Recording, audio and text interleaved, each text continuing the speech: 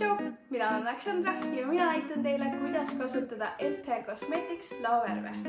Kõige esimesena ma kasutan laovärvi aluskreemi, sest me tahame, et meie silmalaud oleksid hästi klippuvad ja et see laovärv jääks väga hästi külge. Mina kasutan selle jaoks näppusid, aga sa võid ka tegelikult seda pintsliga enda silmalau peale kanda.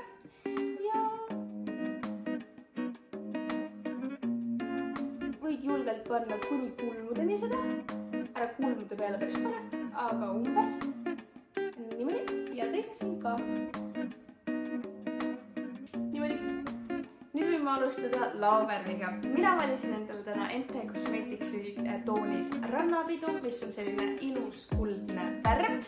Ja pintsliks ma kasutan Meigi Bio pinslit, mis on natukene kõvem.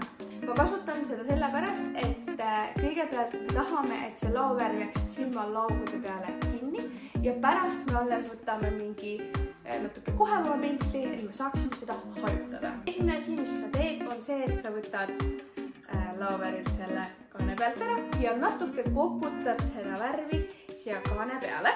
Edasi võtad oma pintsli ja õrnalt surud seda pintslit siia värvi sisse. Palun kindlasti natuke koputa seda ka maha, sellepärast, et muidu pärast võib-olla pudeneb sul natuke liiga palju seda siia põskede peale või silma alla ja see on päris sädelev. Vähemalt see toon siin minul. Seega mul kõik silmaolused pärast sädeleksid. Nii, ja nüüd, kui mul on see laovärv siin pintsli küljes, siis ma tulen siia oma silma juurde ja ma kõigepealt õrnalt surun seda siia silmalau peale. Niimoodi hästi õrnalt. Võtan juurde, koputan ja jätkan.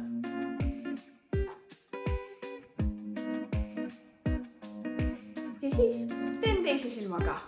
Ma olen saanud oma lauvärvi oma silmalaugude peale kinnitatud, siis võtad selle sama pintsli või võid ka võtta natukene kohema pintsli ja siis natukene hajutad seda laiali, et see üleminek ei oleks nii järsk.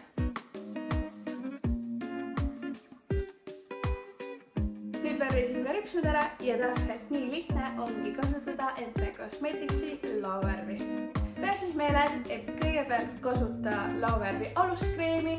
Kui sa laovärvi kasutama hakkad, siis koputa sa natukene kaane peale ja kolmandaks tehnikas kõigepealt ürita laovärv kinni saada ja alles siis hajuta. Tšau!